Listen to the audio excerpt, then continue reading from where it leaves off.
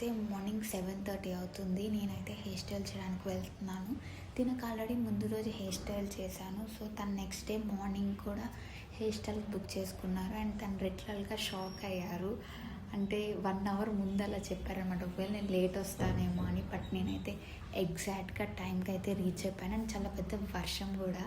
తినకి ముందు రోజు వేసిన హెయిర్ స్టైల్ వీడియో అయితే పెట్టున్నాను. బట్ అందులో నేను చెప్పినట్టు తిన నా ఫస్ట్ అనమాట క్లయింట్ అనమాట చెప్పాలంటే. ఓన్లీ హెయిర్ స్టైల్స్కి అయితే బుక్ చేసుకున్నారు.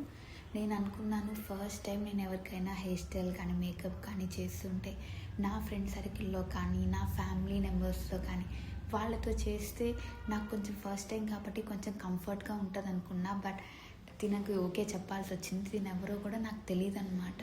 చాలా టెన్షన్తో అయితే వెళ్ళాను, ఎలా వస్తుందో తను నాతో ఎలా మాట్లాడతారో అని. చాలా మంచిగా మాట్లాడారు, చాలా కూల్గా ఉన్నారు. హడావిడి ఎక్కడ చేయలేదన్నమాట.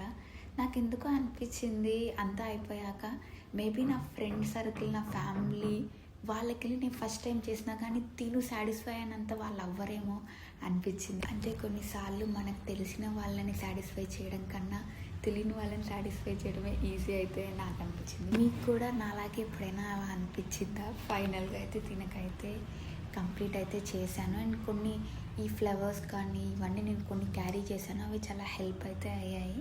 ఇదైతే తన ఫైనల్ లుక్ అనమాట. తన హాఫ్ శారీ మీదకి ఈ హెయిర్ స్టైల్ చాలా మంచిగా అనిపించింది.